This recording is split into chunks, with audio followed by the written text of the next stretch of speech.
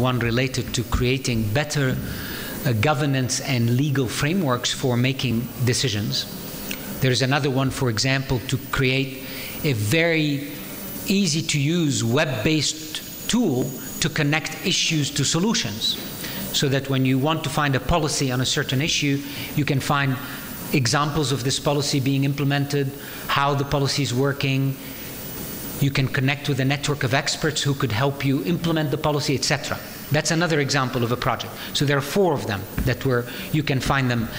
Your question is, once these things are finished in 6 months, what do we do? Are they things we can implement? So I want to be clear. We are incubating these projects, and we're inviting soon, they will be inviting anyone and everyone to participate in these projects. Anyone is welcome. It will be open participation. The WEF is only providing the ground. We will plant these projects, and some of them will be finished in 6 months, some of them will not be. But the WEF agreed that in 6 months they cannot continue to do this. At that point, we have as a community to say, are these projects now flowers? Do they look like we can do something with them? Maybe we take these flowers and we move them to other existing organizations like ISOC or IGF or others. Maybe we create an organization to deal with them. We don't know. But we didn't want to spend another year thinking, where do we do projects? We wanted to do. So that's the movement. Now, the second part of your question I think is more delicate. You're asking what legitimacy or power will whatever comes out from this anyone will have to force them or to implement them. And implementation is a whole different discussion.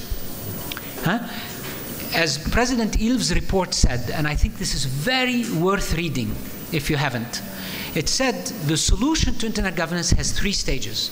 One stage is to identify issues. I think the IGF does a superb job at that.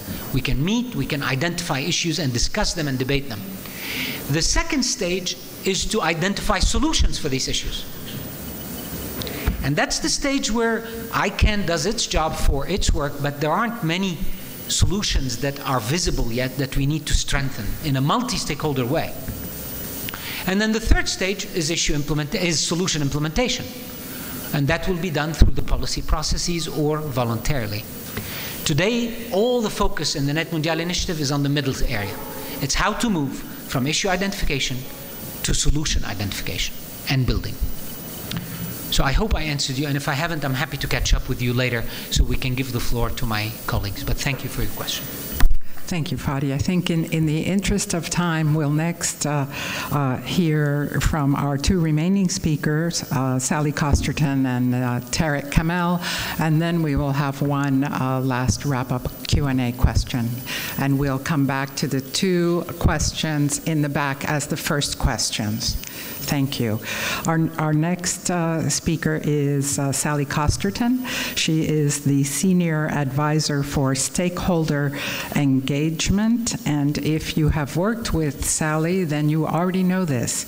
And that is that she has 20+ years of public relations and communications experience. She's an absolute expert in her field, and she applies those talents in ICANN's very important new mission of outreach, globalization of the entity, and reaching out to all stakeholders in this community. Thank you. Sally, please.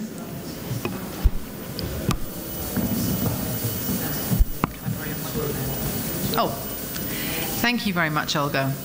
My communication skills clearly don't extend to microphone operation. Thank you all for being here. I've been now in ICANN just over 2 years. I think, how many people in the room were in Bali at the last IGF? Okay, so quite a lot of people who weren't in Bali. So about half the room, a little under half the room. So what I was just going to do very briefly was give all of you a bit of an update on what's happened in our part of the forest in the last year. But I'll keep it very high level, don't worry. For those of you who were in Bali, or those of you who are regulars at ICANN meetings, you've probably heard me say already that when I came into ICANN, Fadi asked me to help him to internationalize ICANN. That was the first goal. And the second was to get closer to our stakeholders. And those are closely related, but they're not exactly the same.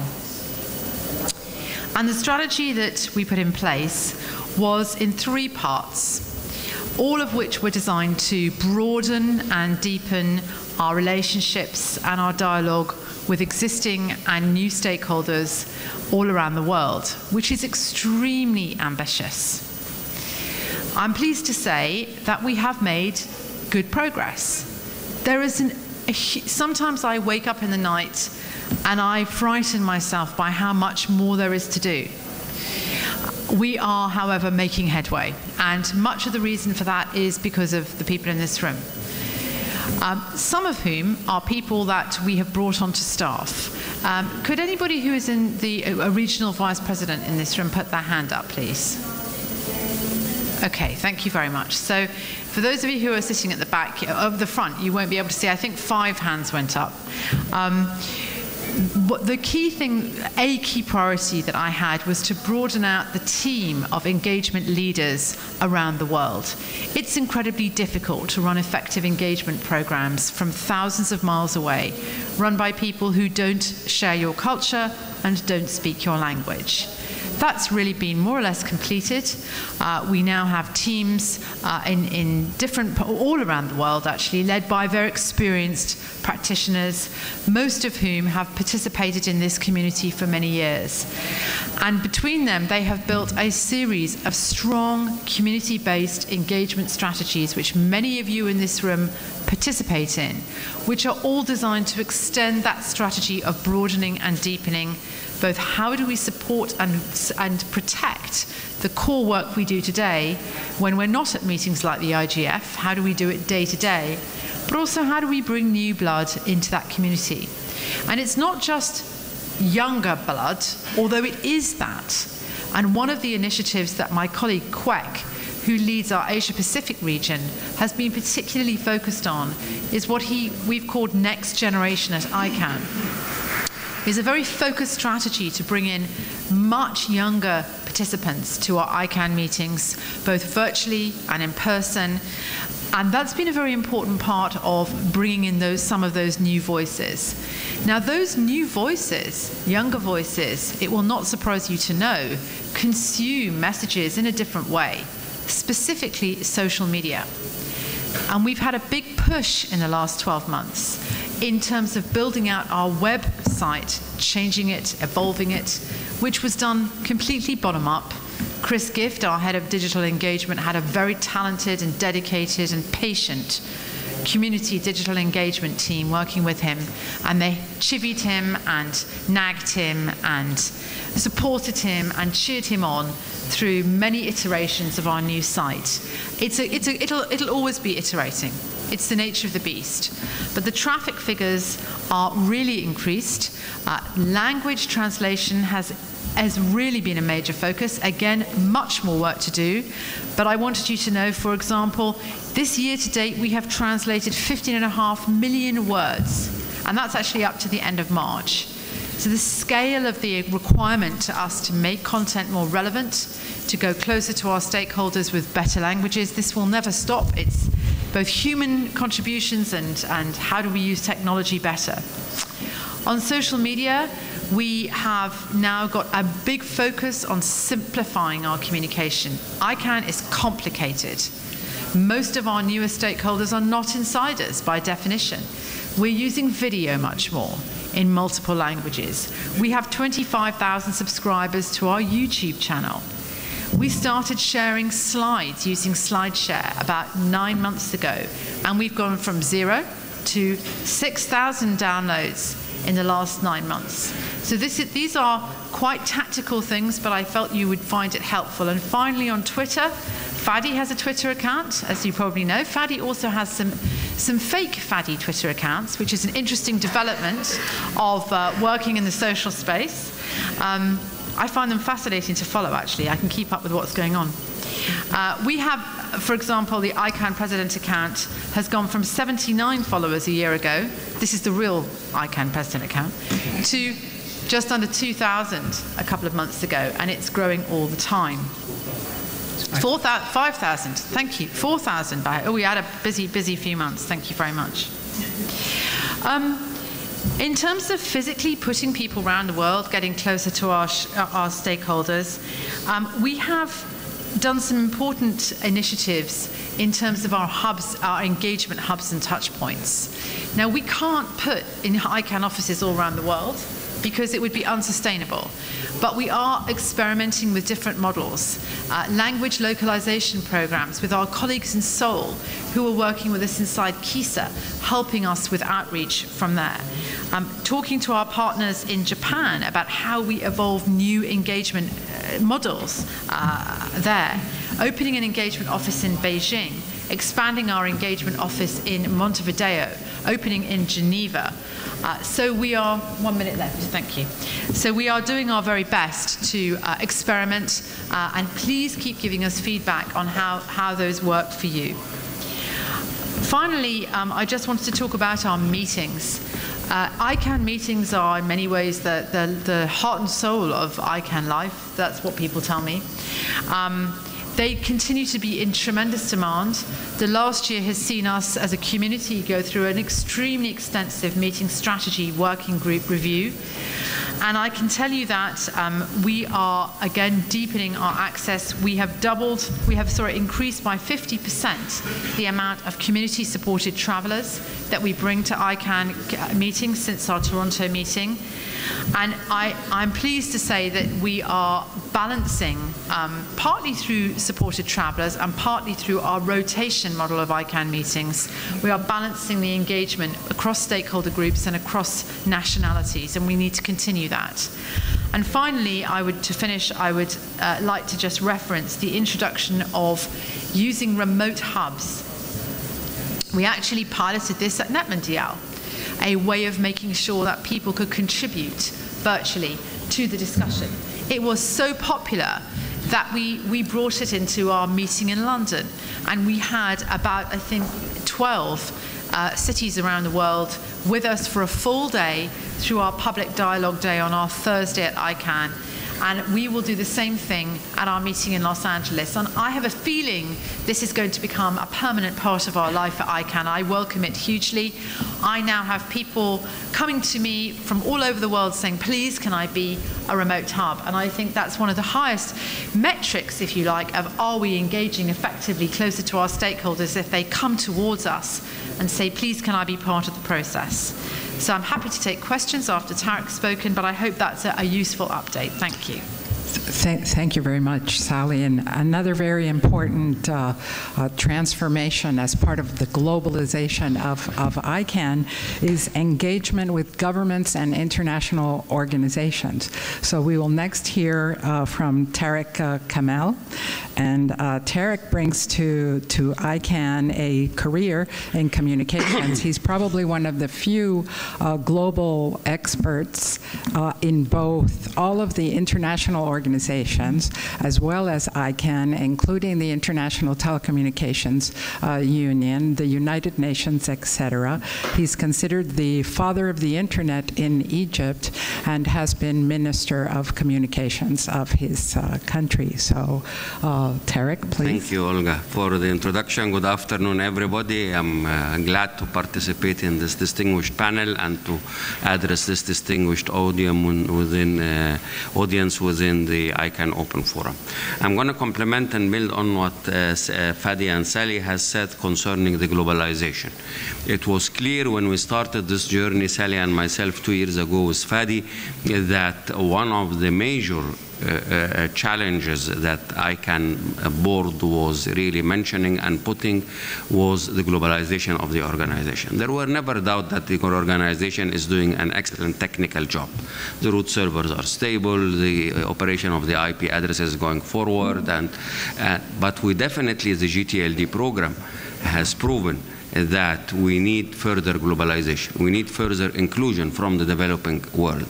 And we need definitely further participation from the developing world. Because at the end of the day, the DNS business, as Fadi has mentioned, is the biggest business that ICANN is taking care of. IP addresses are important, protocol parameters are important, technical quantifiers, but at the end, the domain namespace is the most important activity that ICANN is really coordinating its management for, together with the various constituencies and together with the various players. So it was clear that we need definitely to address the governments, the need of the governments, to include more governments within the GAC, to motivate them to participate, to become more active. And we have seen a huge improvement in the number of participants in the GAC within the last couple of years, as well as the role of the GAC itself concerning the GTLD program. Because suddenly the world started to ask, who's deciding about .islam and .halal? Who's deciding about .x and .y in the GTLD domain, or .amazon? And many questions were there, and many players that were not normally interested in looking what ICANN is doing suddenly started to ask, who is this organization? Who are these people exactly? How global is it? How is their outreach policy? How is their engagement within the developing world? How can we influence the decisions that are going there? How can we play a role within the constituencies that are happening at ICANN? And governments are definitely part of that. And when I mention governments, I don't only mention the ministers of communication. With all my respect to the ministries of communication and technology and science, as such, they have definitely an important role within the different countries. But let's be clear, and as Fadi has mentioned, the IG challenges become more of a broader spectrum, that they include other disciplines. They include the ministries of economy, they include foreign affairs, and they include other players also when it comes to relation to security and cybersecurity and other issues within on a national level as well as on a regional level. So we decided to empower our government engagement team as such, and work together with the regional vice president and with Sally to have a government engagement strategy that we have developed last year and presented to the board, and that we are implementing on the ground via the regional vice president to address the governments and the needs of the governments, and to work close with the GAC. When it comes to the IGO, it was also necessary to build bridges to the existing IGO, because we will not neglect the role of the IGO. They have their role within the internet governance ecosystem as such. They are observers at the GAC, but they have also other roles within the development of the internet access, within the multilingualism, within the different applications, within issues related to human rights, within other and many aspects of the global IG challenges that we are now facing. So it was very important to build the bridges and to build the right dialogue, as it was mentioned, with the IGOs within the overall distributed ecosystem that we have been witnessing and we have been building together as a community within the last 10 years. Our responsibility now is to make sure that we expand this ecosystem, this multi-stakeholder ecosystem on a global level, to keep it distributed, and to make sure that it really reaches the unreachable at the time being, and that we enter the regions where we have not been as strong until now as ICANN, as well as a global multi-stakeholder community with the right message, and in order to build the right national structures, as it has been mentioned. This is what will ensure a healthy ecosystem on the longer term, to have on the national level the right structures of IG ecosystems in the different countries, carrying the IG and carrying the different aspects related to ICANN and related to the standards and related to the spam and related to the existing challenges, together with the governments and private sector and civil society. So the team is working on that, and I will conclude by one of the steps in order to implement our strategy. We have opened an office in Geneva, to be close to the IGOs and also to be very close to the missions, the UN missions, UN country missions, because at the end of the day, they need to be informed about the multi-stakeholder system, about the importance of the multi-stakeholder system, and about how to participate within this multi-stakeholder system. We started UN briefings very recently in Geneva and New York to make sure that we widen the dialogue with governments, and we widen it so it's not only excluded on the technical level with the technical ministries or with the ministers of sciences or whatsoever. So please help us as a community in this broader mission that we have. We welcome any feedback in this direction in order to improve our overall engagement to the different missions and to the different IGOs, and to empower and clarify the role of governments and the role of IGOs within ICANN, but within an overall distributed multi-stakeholder IG ecosystem as well. Thank you. Thank you very much, Tarek. We will use the time remaining for an all-topic question and answer session. So we turn the floor over to you. There were 2 questions remaining from the first session in the back. I believe Robin, over the 3rd row up. And if you can introduce yourself and your affiliation. Thank you. Hello, my name is Robin Gross. I'm with IP Justice and also the Non-Commercial Stakeholders Group. I have a question with respect to the Net Mundial initiative, in particular the financial arrangements that are supporting the initiative. I had heard some reports that the financial relationships or the financial arrangements between ICANN and the WEF was essentially that it was costing ICANN about $200,000 per year for this initiative. So I'm wondering if that's true, firstly. Secondly, if not, what are the arrangements, and who else is supporting or funding the Net Mundial initiative? And lastly, what are the terms of engagement between ICANN and the WEF for holding that, and would you be willing to make those terms public? Thank you. Thank you, Robin. As soon as they are known, they'll be public. There are no arrangements at the moment. We have not had yet a single meeting about these things because we've been at this stage simply creating kind of the vision and the meeting you saw last week, which was publicly aired. But there has been no meeting yet on how are these things going to be funded and enabled. As soon as we do, and it's clear, we will make it public. Thank you. Next question. Was there another question from the first session in the back, I believe, towards my left? No? Okay, there's a question here in the middle, to my right.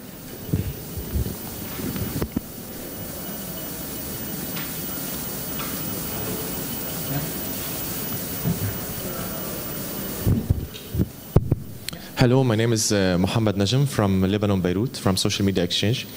I really liked what Mr. Tarek said at the end, and it really opens the idea of public policy. We do a lot of research and training around digital rights in the Arab region, about freedom of speech online. We've seen a lot of legal framework happening in the last 3 years in the Arab region, and it's really scary what's happening. We've seen a lot of push from the governments against freedom of expression. And I really like that ICANN is going more local, translating things. But I also worry that the more local they will go, the more they should obey with local laws. And I wonder how much there's going to be a push from governments in the Arab region or other countries against issues that's related to freedom of expression under international standards.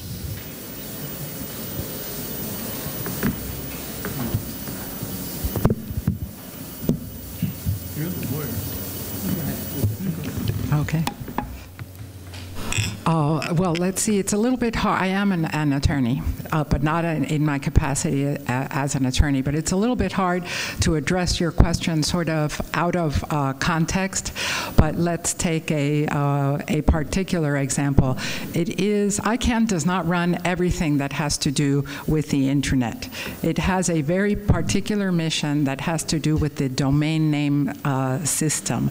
And in that regard, the principal activity of allocating the domain names falls upon registries and registrars.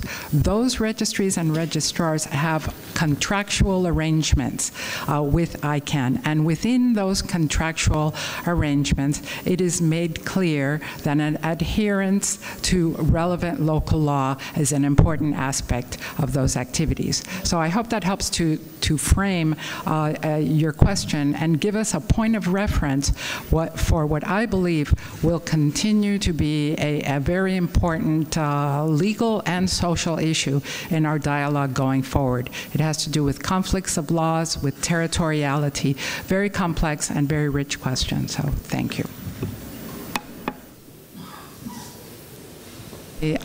Next question, way in the back. Siva Subramanian from Internet Society India, Chennai. And this is actually a question to Tariq Kamal. And Tariq, you have made considerable progress during the last 2 years as head of government relations by improving government participation. Is there any plan to go to the next step wherein you could, at some future point of time, we can see government seated equally in a multi-stakeholder house along with business and civil society, so that balanced policies emerge from that house by government participation, while the government advisory committee could also work in separate sessions on separate issues? Or at least, is there a possibility that we'll see more of government participation in a house like ACSO House? Thank you. Okay, thank you very much. I think if we can bring the mic up front, I might prevail upon our chair of the Government Advisory Committee of ICANN to give you an idea regarding the participatory process within the GAC. We need the mic at the first row, please. Microphone, first row.